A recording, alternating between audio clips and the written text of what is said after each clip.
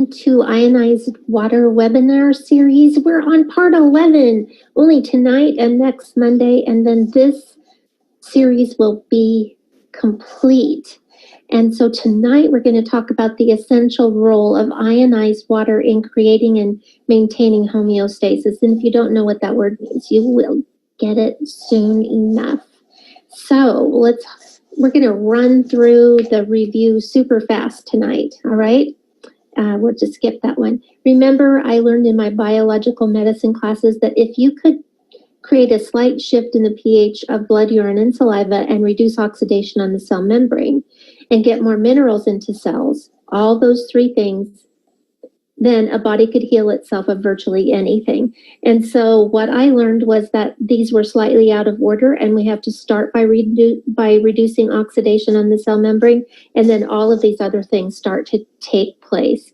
And remember that all of these things that are listed here, whether they're your health history or your family's health history, does not mean that you have a destiny to have them, because your DNA really doesn't have to be your destiny. We can make all kinds of impacts in your health using ionized water. But all of those diseases and illnesses do have one thing in common, that the organs and systems are made from tissues, and tissues are made from cells, and cells multiply to make new daughter cells, and daughter cells are identical to the original cell.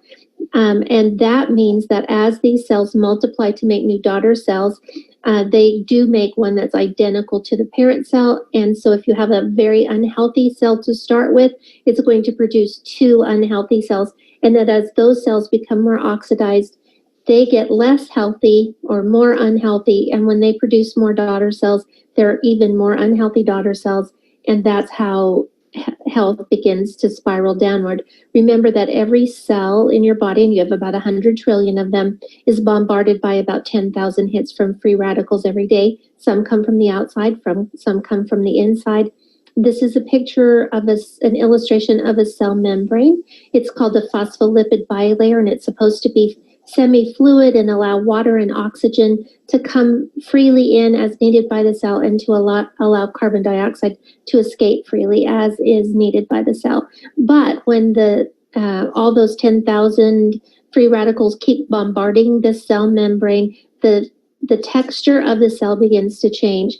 The fat in the phospholipid bilayer begin to get thick and sticky like the fat on your vent fan. And at that point, much of the oxygen is repelled, much of the water is repelled, and much of the carbon dioxide is trapped inside the cell. And that can make changes all the way to your DNA, including the proteins that are embedded in that phospholipid bilayer that allow minerals to come in. Remember, that was one of those things. If you could get more minerals into the cell, well, this is why enough minerals aren't getting into the cell, because as the proteins that are embedded in the cell, as pumps and channels and receptor sites are damaged, they begin to not allow the minerals, the hormones, and other building blocks of the cell to do what they need to do and be invited in so that they can create healthy cells.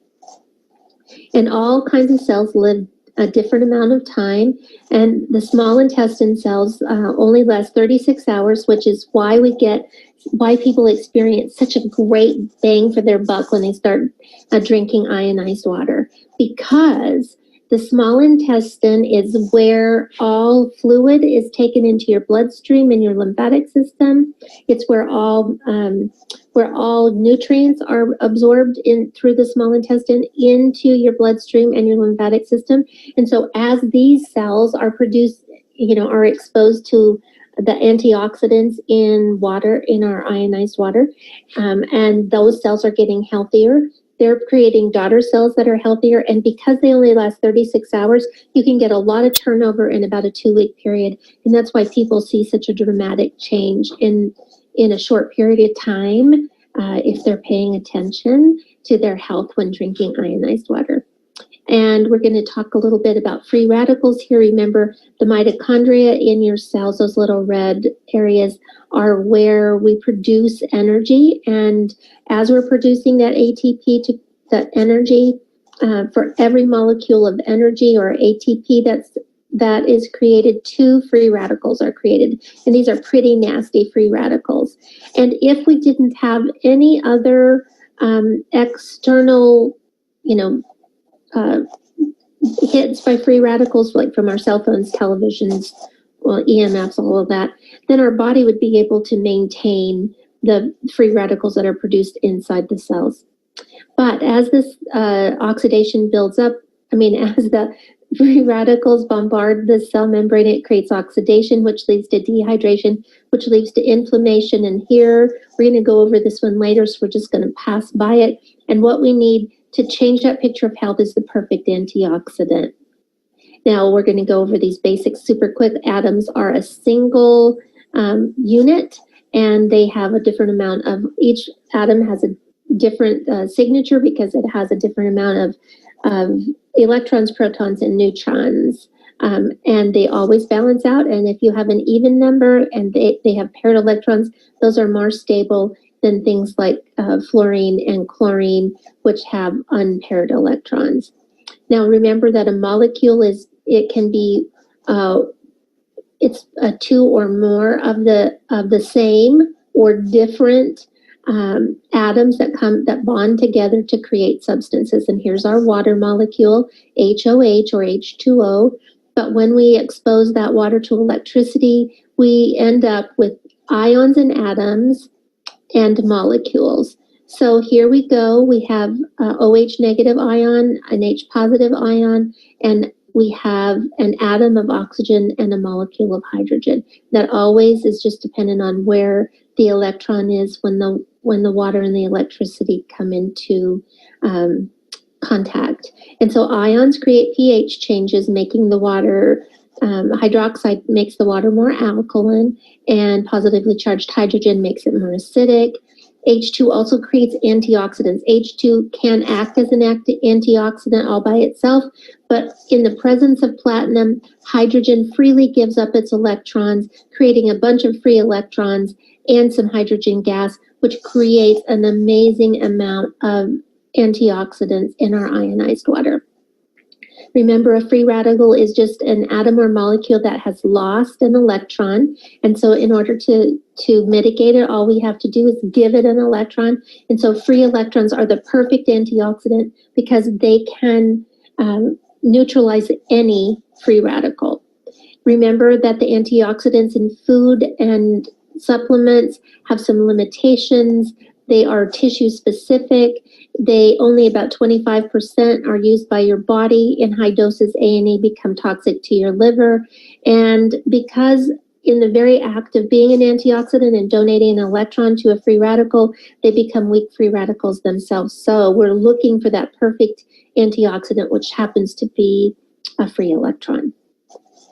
We spoke a little about dehydration and the percentage of your body that is comprised of water, and that as oxidation increases, hydration decreases.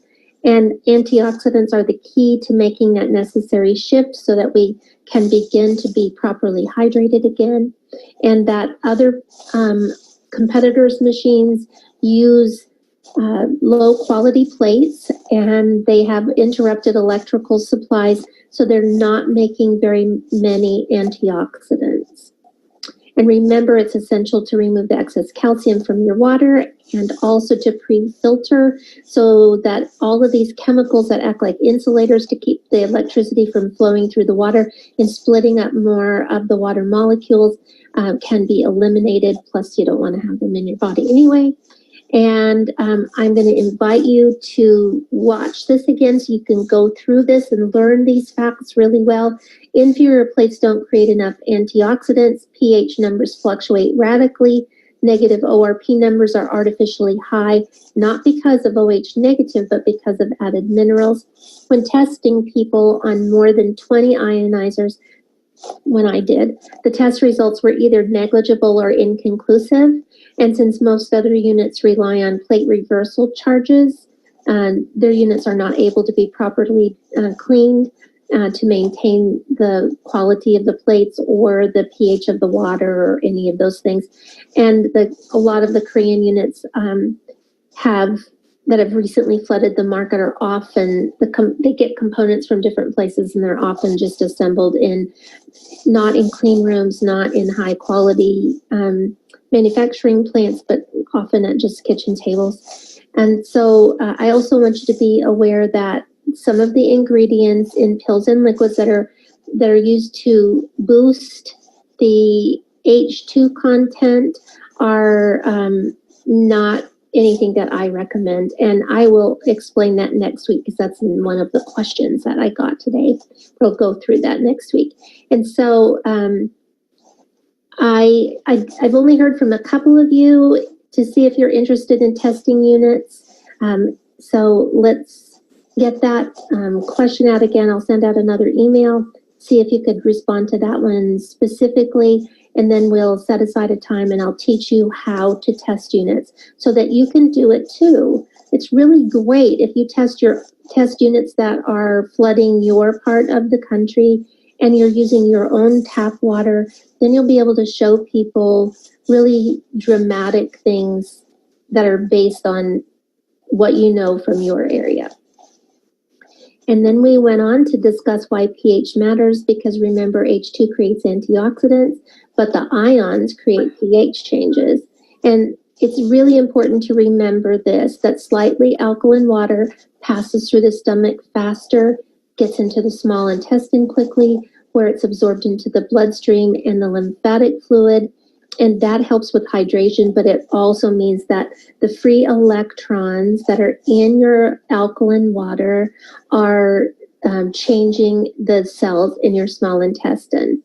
And then we talked a little bit about terms that describe strong alkaline water and its characteristics. So it's an emulsifier, a surfactant, and a solvent.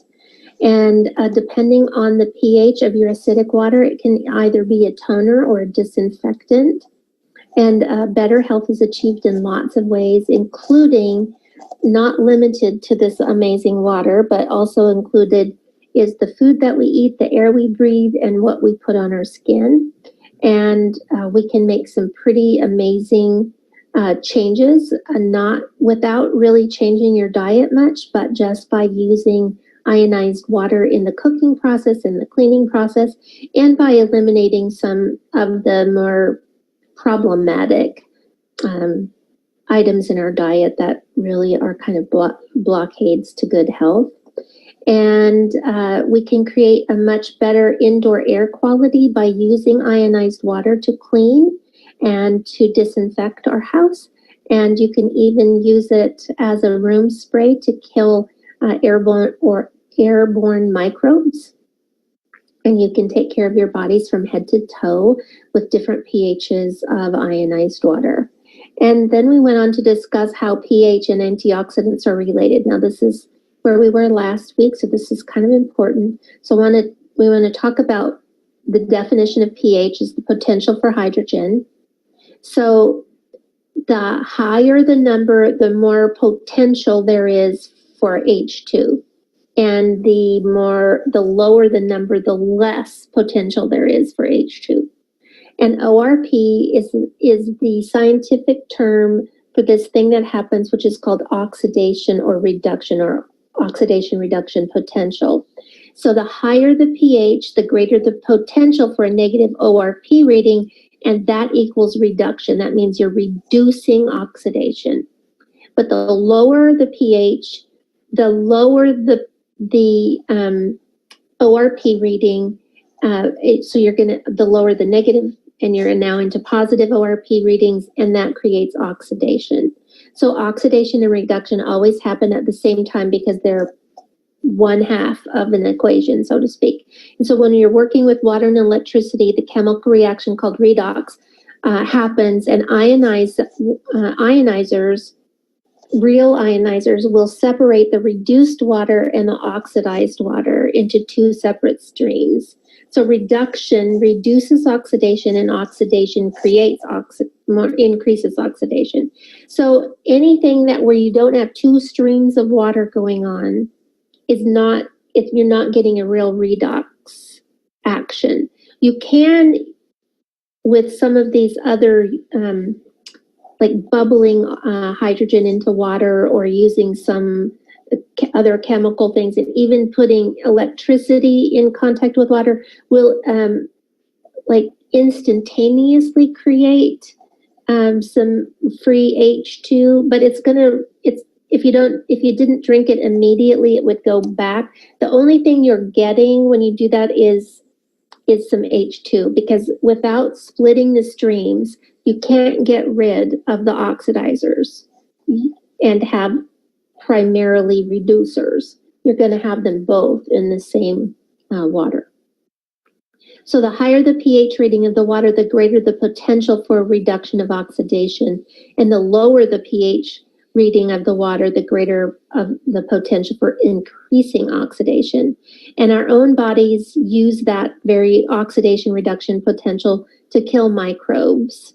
And I have a little unit that you can use to swab things and see how amazing the acid water is at killing bacteria. So we're going to pass over that. Let's see where we are now. We talked last week about the role of pH in digestion and how there's different pHs in different parts of your digestive tract, and why it's so important for us to use different pHs of water to mimic some of the reactions or some of the ways that your body works. So I'm going to bring up one question that I think is kind of related to this, so we'll talk about it in more detail next week. But someone said that they were having a lot of trouble. They were using 2.5 to brush their teeth, and they're having trouble with the enamel eroding on their teeth. And I got to tell you, I did that to myself when I first started developing these protocols. That's why it's so important to follow the protocols by the book, follow the directions. Because if you don't rinse your mouth after that with alkaline water, you will, and so it gets back to a normal pH, you will erode the enamel off your teeth. That's how strong it is. But you need that 2.5 water to kill the bacteria in your mouth. And then you flood it with the antioxidant water, put everything back to the way it needs to be. And so now when we're talking about water protocol, the reason that you drink 2.5 water is because look at the pH of the stomach. The pH of the stomach is somewhere between 2 and 3. So if you're drinking a few tablespoons of that water at the beginning of a meal, you're increasing the stomach acid, and that helps digest food. And this whole protocol helps train your body to make more stomach acid. As you get older, stomach acid production reduces. But then when the food passes from the stomach into the small intestine, it's supposed to be alkaline there. And if the small intestine isn't between 8 and 8.5, the pancreas won't release pancreatic enzymes to finish the digestive process. And so how your body normally does it, adjusts its pH, is to release enough bicarbonate, sodium bicarbonate, and enough bile. But oftentimes these are compromised because we're not getting enough sodium that's bioavailable. We're not getting enough, our bile is too sludgy, so it's not getting in there, and our small intestine tends to be off. That's why 45 minutes before a meal, I encourage you to drink some 11.5 water followed by 9.5 water, and that helps get that small intestine in the right pH range so that when the stomach throws some acidic food down there, the pH is already balanced in your small intestine. So even if you have less bile and less bicarbonate, sodium bicarbonate being released, you've already helped it along and you've created a nice alkaline environment. And then by the time that all of that passes into your large intestine, the pH is supposed to be around 7. But if you've had that strong alkaline water followed by drinking water, by the time it gets to your large intestine, the pH has changed to be pretty much magical, about 7. So I used to do this at my medical spa. I used to have a whole program that was very similar to this, except I used a lot of expensive supplements. and hydrochloric acid tablets and all kinds of things to help people's digestion. And it really worked. It was marvelous. And so when I got my Enagic machine and I was looking at all the pHs and I was kind of thinking about some things, I thought, holy cow, I think I can do this with just water. So I started experimenting and voila, there it is.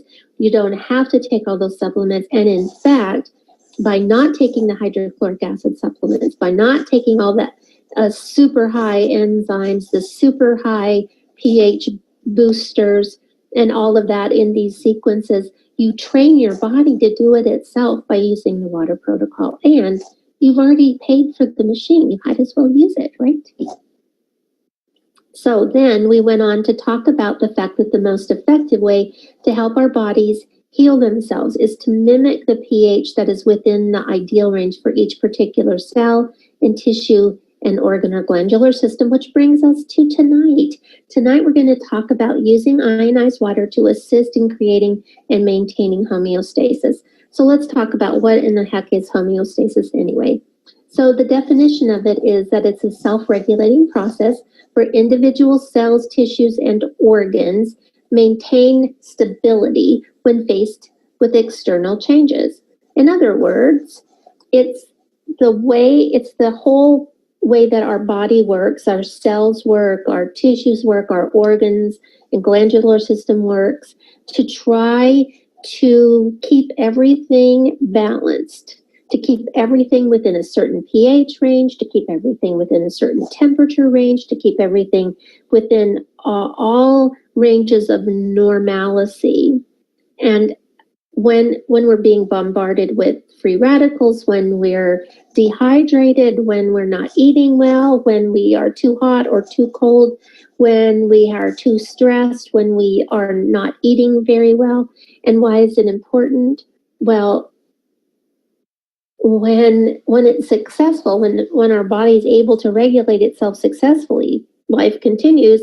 And when it can't, life ceases to exist. So homeostasis is pretty darned important. So let's talk a little bit about how ionized water affects it. So the one thing that I want for you to remember is, is that ionized water is going to dramatically affect homeostasis by the very things we've talked about all along. This is what Dr. Rao was trying to get to. This is where he might have understood it, but he did not explain it in this way. When ionized water and the antioxidants in ionized water change that cell membrane and bring it back to a normal cell, a normal semi-permeable fluid membrane that allows water to get in, that balances the pH, and it allows minerals to get in, it allows oxygen to get in. What happens is this: that cell now can respond appropriately when under stress. No matter what we're throwing at it, as long as that cell is not oxidized, it has a much greater chance of creating balance. And if the cells are balanced, then the tissue is balanced. And if the tissue is balanced, the organs are balanced, the glandular systems are balanced. So anytime we see something that's gone awry, we know that it's out of balance. And so we have to find balance in our lives. There are so many areas in our lives where balance is absolutely essential and often difficult to find. And I've been around a bunch of Enagic distributors for a long time, since it's been 13, almost 14 years since I bought my first machine. And I've watched you all, not you specifically, but as a group. And I know I was guilty of it myself, of getting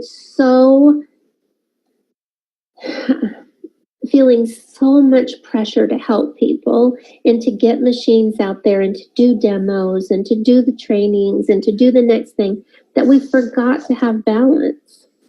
We forgot to take good care of ourselves. So Here are the ways that we create balance in our life through our diet and exercise, and through meditation or quiet reflection or other methods of stress reduction, some restful sleep, and you know, all the experts say we need at least 7 hours, through really, through meaningful interaction with other people, whether that's your family or your friends, or your family and your friends, and even a lot of your team members or your, the people that are in your downline that have become part of your extended family. And meaningful work or volunteer opportunities are highly important to creating balance in your life. And the very fact that you are enagic distributors who have an opportunity to help people in all different walks of life with their health automatically points to the fact that you have a pretty meaningful job. And so when you concentrate on the meaningful portion of your job, about how it's actually affecting people and helping people, and not about the numbers and not about the sales and not about any of those kinds of things, it really does help you bring balance into your life. Now, but the most important way for us to achieve balance is by reducing oxidation on a cellular level. I read a book years ago called The Molecules of Emotion. If you have not read that book, please read that book. It is so amazing. Dr. Candace Pert was an NIH research scientist, and back in the early 80s, she was looking for a cure for AIDS. And in her research, she discovered that every single cell in your body has receptor sites for emotions. Well, this is really kind of remarkable. And so I'm going to give you an example of something that happened to me and how this was kind of proven out in my life before I ever read the book. In 1988, in 1988, about this time of year, I had a pretty bad car accident, and I have a pretty significant scar on my left arm from that. I lived in Dallas, and I was going to a meeting, and I discovered that I'd forgotten to exit, so I exited rather quickly. I was in the correct lane to exit, but I, kind of wasn't really watching that this woman who was in the other lane was drifting over into my lane, and she clipped the rear quarter panel of my Toyota van. It was back in those days of those first kind of top heavy Toyota vans, and I rolled over, and the mirror on the outside of the car broke the window, and my arm went through that glass and along the pavement, along the asphalt, and so it looked pretty nasty. And after I got out of the hospital, I had so much stress driving, and I would pass by that area, and I felt like the accident was happening all over again. I could smell the smells. I could feel the anxiety. It was very stressful.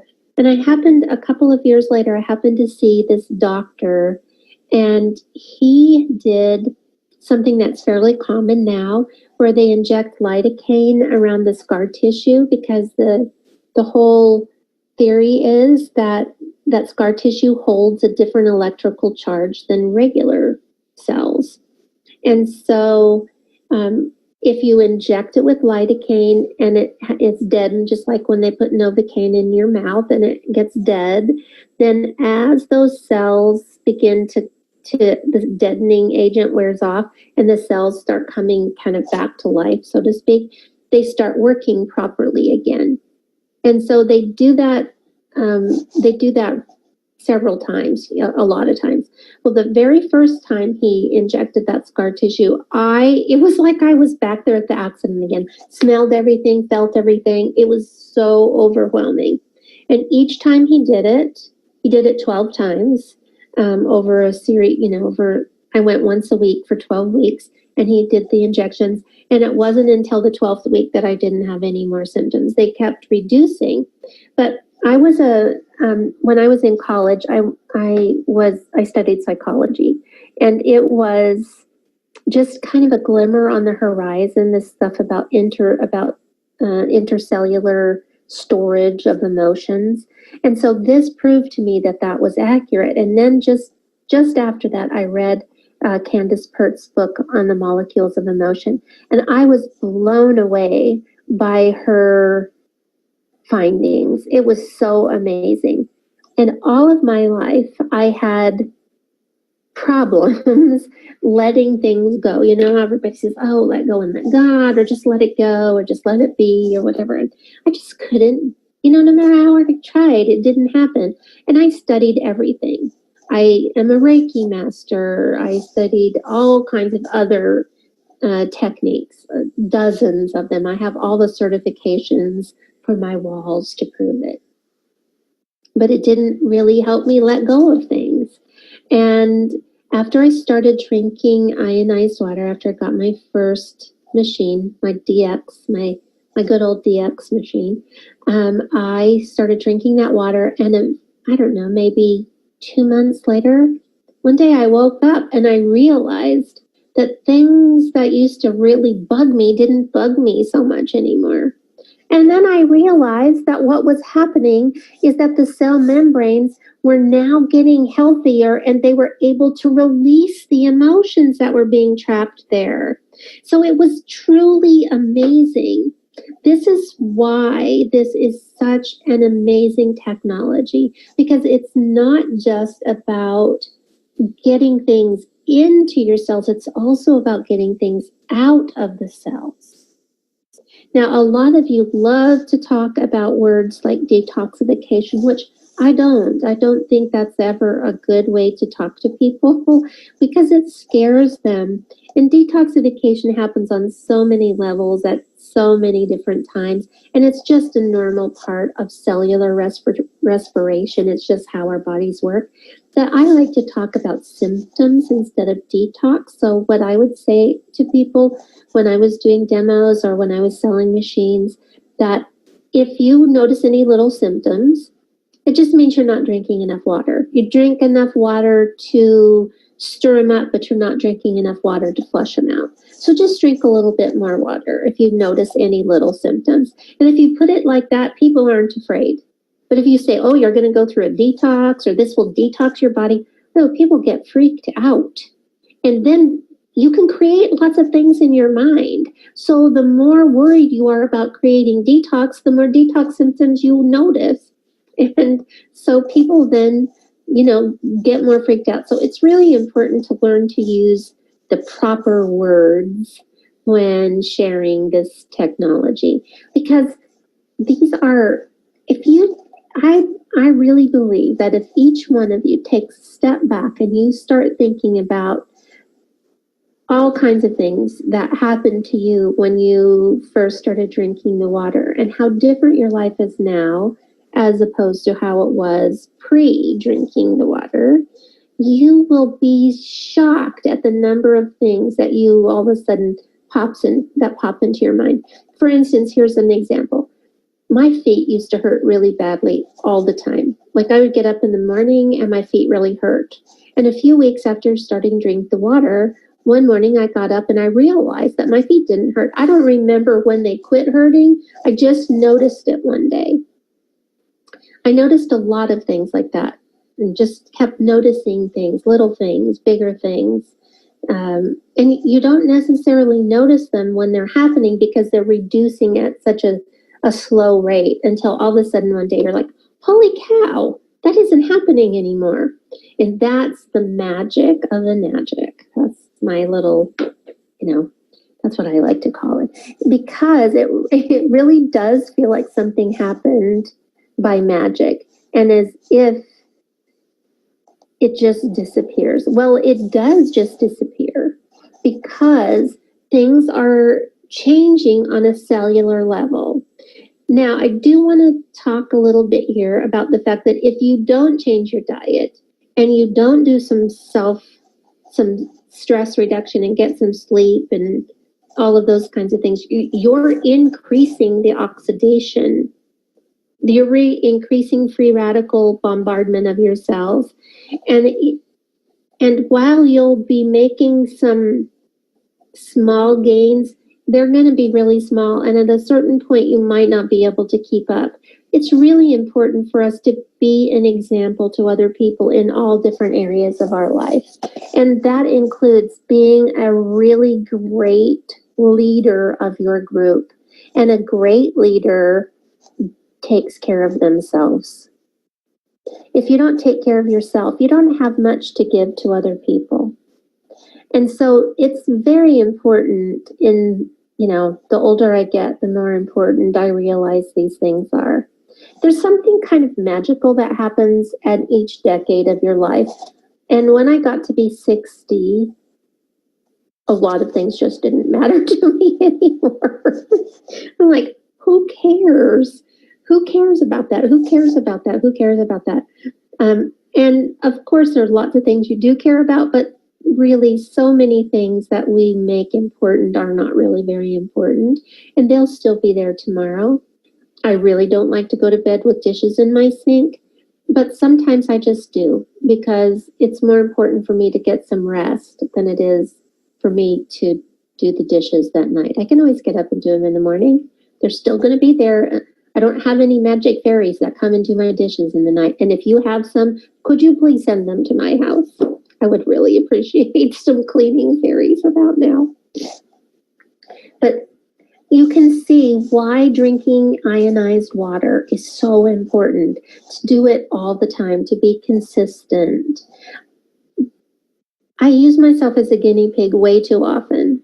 And when Stan Essexon was creating the new machine, and I started drinking the water from that Korean machine, I actually created a pretty significant health problem for myself that I'm not sure I'm going to be able to overcome without surgery. So this is one of the reasons why it's so important to get people to buy the right machine. So I drank that water, which had less antioxidants than I was accustomed to. I was going through a pretty stressful situation. And I started having a lot of pain. And I had started a charity. I have a charity that's called If You Need One, Take One. And I make really warm hats and scarves and mittens for homeless people. And I dress up these runners down at Riverfront Park. And homeless people can just take what they need.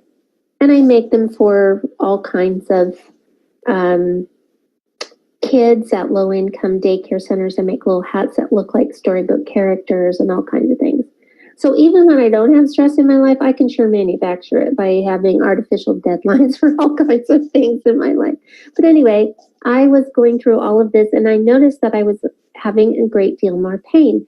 But as I told you, it took me over a year to realize that machine was doing harm and not good, because I kept getting new machines all the time.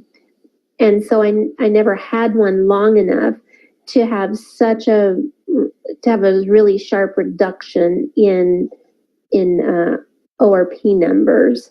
And I wasn't testing it very regularly with H2 drops or any of that kind of thing. And so what happened is that I had an unfortunate incident in a yoga studio in Dallas in 2011, and I got pretty darned injured. I injured my ankle on my left side, my ankle, my knee, and my hip, and on my right side, my hip, and on my left side, my shoulder. And so now I have arthritis in my hips and my back. And a lot of that, I believe, stemmed from that accident. And then because I wasn't drinking water from a magic machine, I was drinking one from one of these Korean machines, and I wasn't doing all of these steps very well. It set my body up for a situation where Once you lose your cartilage, it's really difficult to get it back because it doesn't manufacture again. And the latest x-rays that I have show that I have virtually no cartilage in either hip or in my lumbar spine. This is a very painful situation. It's very painful. And so because I made myself a guinea pig and I did something that wasn't good for me, I created a pretty bad situation for myself. And so then when you start drinking Kangen water again and you have a lot more antioxidants, it doesn't necessarily repair things that can't be replaced. It'll get you back functioning as to the best of your body's ability, but it doesn't give you back your cartilage. It doesn't give you back, the cushion. So this is a pretty serious situation that I believe was really exacerbated by not drinking this water. And it's just one of the many reasons that I really highly recommend continuing a steadfast course and not trying something else. It sure did not work out well for me. Now we're going to move on to this. You've seen this a lot of times. This is and if you have the book, Turning Back the Hands of Time, this picture is in there. And what it's doing is showing the downward spiral of illness. And we've talked about this a lot of times, but let's just run through it. So this is for an injury or like the flu, when you've been exposed to bacteria, virus, fungus, that kind of thing. So when that happens, your immune system initiates an inflammatory response and sends out all those oxidizers to the place of injury or to envelop those bacteria or viruses. Now, the inflammation that's created in this inflammatory response utilizes those free radicals to destroy the microbial invaders. But those free radicals, in doing their job, damage the tissue on the surrounding cell membranes, creating more oxidation. The damage to the cell membrane impedes the flow of water into the cells, which results in dehydration. And of course, dehydration concentrates the acidic waste in the cell, and the concentration of acidic waste in the cell creates more oxidative stress, because now we're creating more oxidative stress on the inside of the cell, creating that inner layer of the phospholipid bilayer is now getting thick and sticky as well, and and oxidative stress creates more inflammation. And so then the more inflammation there is, the more free radicals are sent. It's just this whole downward spiral until the cells are so unhealthy that we actually have a chronic illness. But here's the good news. The more free radicals that act like antioxidants that we consume, the more of them flood the area and reverse the oxidation. And when we reverse oxidation, then hydration to the cell is restored. And when that hydration is restored, the intracellular pH is now balanced. Whether that's supposed to be acidic or alkaline or mildly alkaline or highly acidic, it doesn't matter. The pH balance for that particular cell and that particular tissue is perfectly balanced. And then oxygen levels are increased. So I'm going to tell you something about this. I'm going to go through this and I'm going to come back and tell you something about oxygen in your cells. So now the oxygen levels are increased because oxygen can get through the cell membrane. And the more oxygen that's available, the more energy that's produced in the cells. And as energy is produced, the cells become high functioning, and now the tissues are revitalized. And we all know that healthy tissues create a healthy body, right? So I'm going to go back and give you a little bit of information about how energy is produced in the cell, and why there's why some of the misconceptions about acid bodies and all of that are kind of rampant. So the way that your mitochondria produce ATP is by using oxygen. So if there's not enough oxygen in your cell, inside the cell, then instead of creating ATP by burning carbohydrates using oxygen, in the presence of oxygen, what will happen is that, that cell membrane that got thick and sticky and there wasn't enough oxygen coming in, there wasn't enough water coming in, and carbon dioxide was trapped. Well, instead of using oxygen and burning carbohydrates using oxygen, in an unhealthy, a really unhealthy cell, and this is true of all cancer cells, they actually ferment carbohydrates using carbon dioxide to produce ATP. It's a very ineffective system, doesn't create hardly any energy, so there's a super low energy producing cell, but it happened because oxygen could not get in, there wasn't enough oxygen in the cell to burn the carbohydrates. So it's using the only thing that's available to it, which is CO2, carbon dioxide, to ferment the carbohydrates to create ATP. So now I'm going to help you understand why there's that thing out on the internet that you see all the time that says that you have to alkalinize your body, and that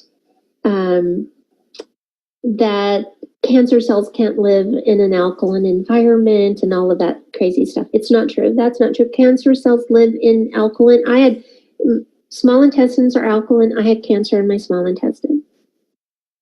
It happens. It can happen in a very acidic or a very alkaline environment, and anything in between. Different cancers grow in different pHs. What we want to understand, what you need to understand, is that cancer cells are created because the cell is unhealthy. The cell is so unhealthy that it can no longer function properly. And when you get in the advanced classes, I'm going to explain so much more about things I learned in biological medicine, about how cells change, and they change from being bacteria, like good bacteria cells that help us with in our gut. They change from good bacteria cells to pathogenic bacteria cells. Those cells can change and become viral cells, which can change and become fungal cells, which can change and become cancer cells. And it all happens in that downward spiral of illness. But as we begin to reverse it and go up and up and up, we can change all of that. We really can. We can change by increasing oxygen, by getting more minerals into the cells, by helping restore hydration, which creates the proper pH inside that cell. This is so important. And this is so, it's such an amazing discovery.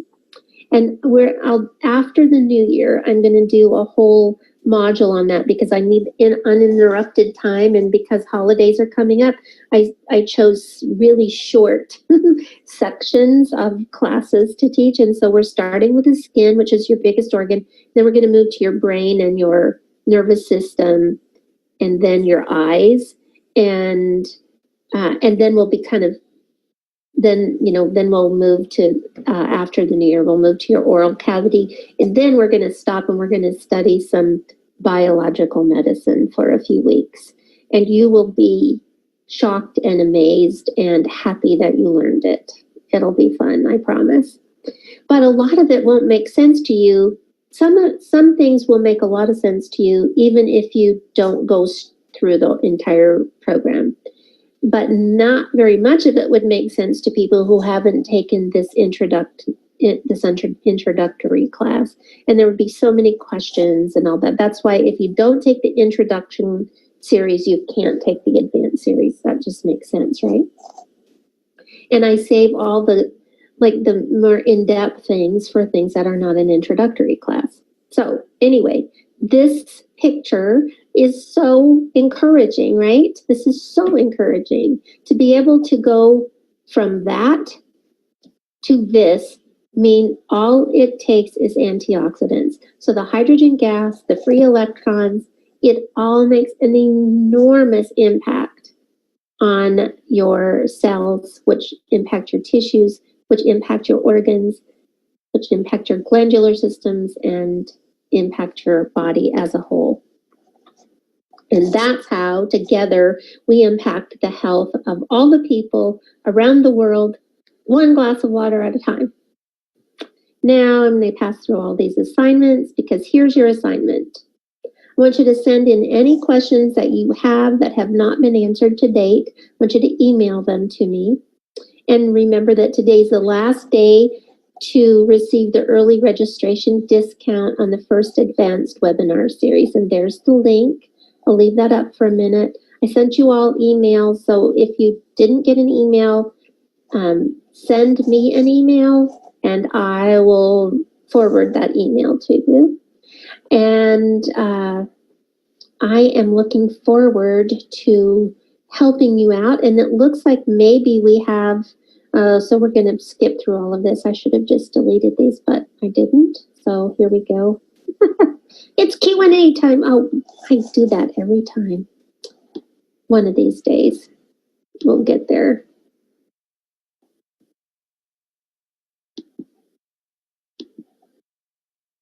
There it is. All right. Now let's look and see what kind of questions we've got going on tonight. Oh, that's not what I wanted.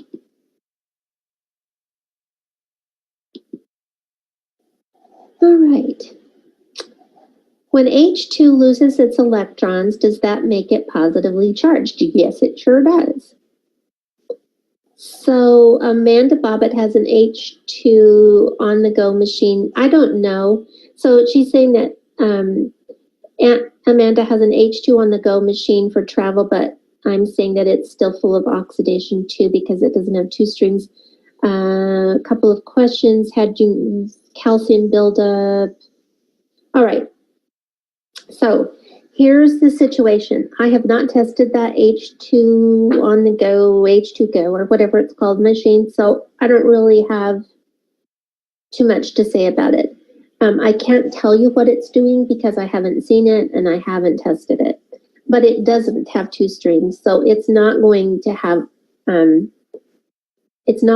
water that has components that you really want it to have, because it's not going to be able to create alkalinity.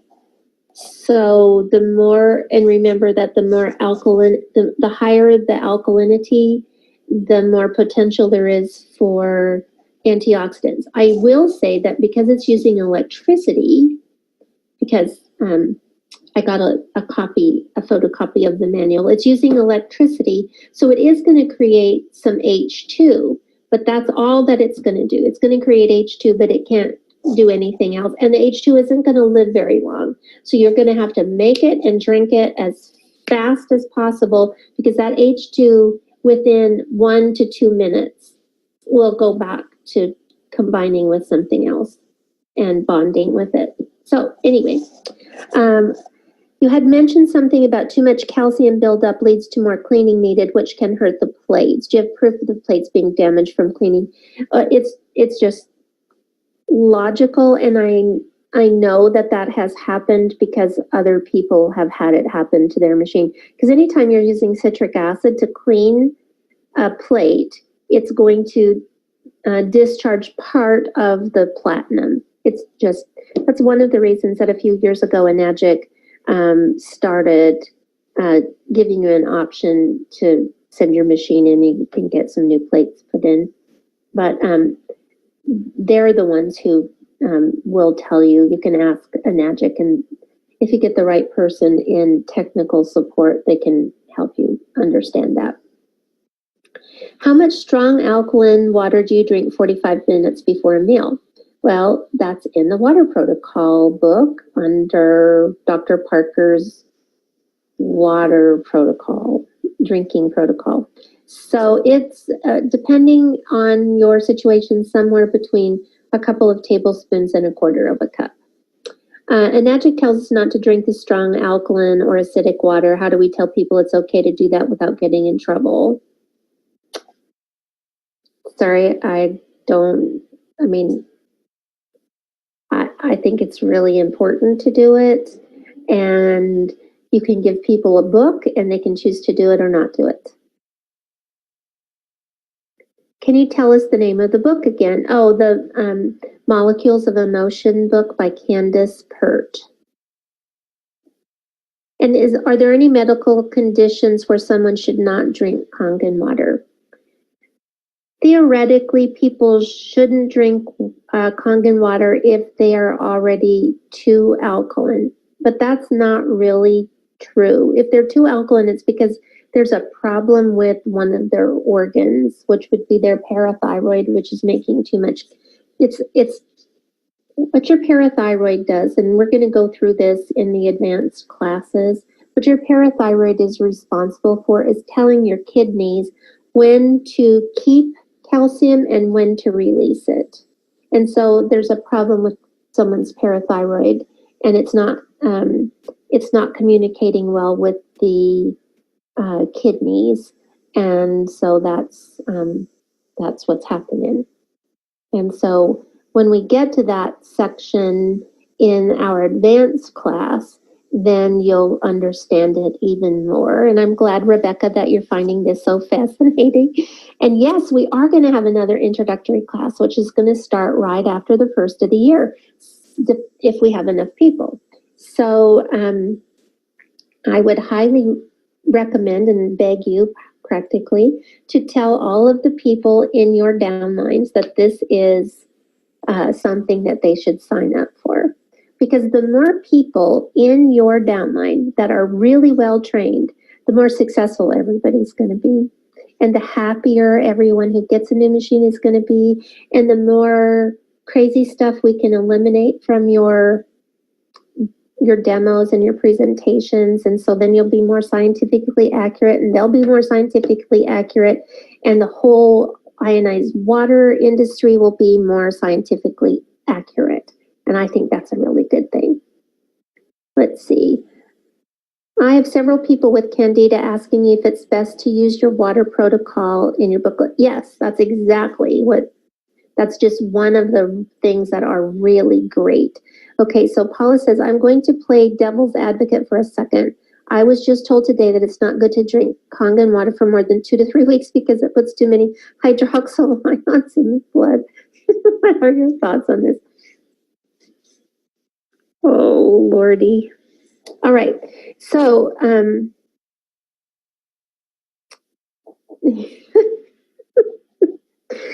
why they think it's a bad idea to put hydroxyl ions in your body, I don't know.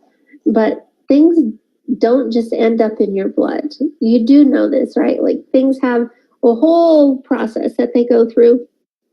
You drink it, it's in your mouth, then it's in your esophagus, then it's in your stomach, then it's in your small intestine. So all kinds of things change with the water before it gets there. The one thing that we hope is that we are able to create a more alkaline pH in areas that need it. And if you have stomach acid going on, when you're not eating and there's no food in your stomach isn't as acidic because nothing's producing hydrochloric acid, it's not being released. And so the water that goes in can just pass right through. Well, hydroxyl ions are really just making things a little more alkaline. Remember, hydroxyl ions create alkalinity, right? So all that's happening as those hydroxyl ions enter your bloodstream, it's all that's going to happen is that you're going to create that slight pH change that slight change in the pH of your blood. Remember, it's a tiny change, and your body regulates that so closely that you can't really have very acidic blood or very alkaline blood. Your body doesn't let it happen. But there's a lot of times when, and this is true of almost all people, is that your blood is on the more acidic side of that tight range. of pH in your blood. And so by having a few hydroxyl ions in there, it's just going to lower the pH of your blood very, very slightly. Remember, you've got a lot of liters of blood in there, and only a few of the hydroxyl ions are going to actually enter your bloodstream. It's not going to be flooded with alkalinity. It's going to be flooded with antioxidants, and your body is going to have adjusted the pH by the time it gets to your bloodstream. So I hope that helped, Paula. If that didn't, make sure that you send that question or ask for clarification for next week's wrap-up class. And Rebecca asked, do you have any suggestions of how much and which pH to assist in helping the brain focus and overall comprehension and simply communicating? Well, that's one of the things that we're going to be talking about in a few weeks in the advanced classes, your brain and how the pH is affected and how the pH of this water affects it, and how about the blood-brain barrier and how to get things into your blood-brain barrier, past the blood-brain barrier. There are only a few things that get through, and why that's important and how to make some changes. But honestly, the number one thing is actually your eyes. There is a very amazing ophthalmologist here in Spokane who recently retired, and I used to use him all the time with my patients when I was in practice, and he helped me understand how essential proper eyesight is to the regulation of your entire body. Because if you if you need glasses and they're not quite right, if your prescription's not quite right, it can use up to 75% of the energy that your body makes just to see. Well, then it doesn't have much energy to heal.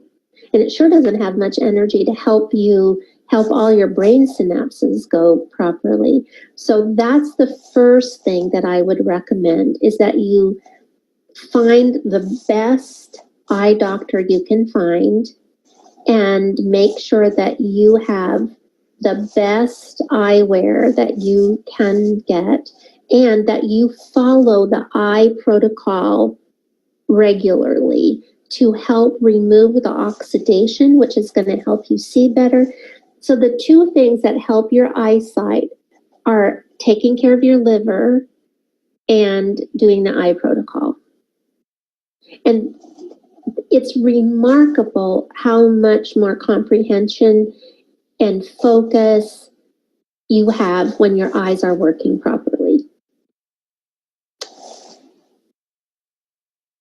So for the water protocol, do we remove the electrolysis enhancer when making the 2.5 to drink? If you are lucky enough to live in an area where you can make really strong acidic water without the enhancer fluid, and if you're running your machine super slow, you could do that. But that only happens for a few people, because most people don't have enough of the right kinds of minerals in their water to conduct enough electricity not to use the enhancer. And you're only drinking a couple of tablespoons at a time, 3 times a day. Don't worry about the fact that there's some salt in there. You eat more salty food than that. Do we have any more questions? I think we're way over time, but well, I'm going to go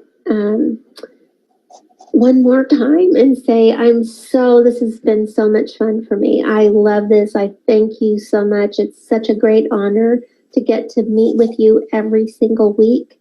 I love it. This always turns out to be one of the best days of my week, and it's because of you. So I love that. I think that it's an amazing opportunity to get to share with you what I've learned, and this is meaningful work to me. So thank you for letting me have meaningful work in my life. And I look forward to all of your questions. And we are going to have a really amazing wrap up next week. So I can't wait, and have a wonderful week. Be sure and send in your questions. And if you want to take advantage and sign up for that class, by midnight tonight, it's going to start charging you more money. So I hope you get all signed up today. Thank you, thank you, thank you. I look forward to next week.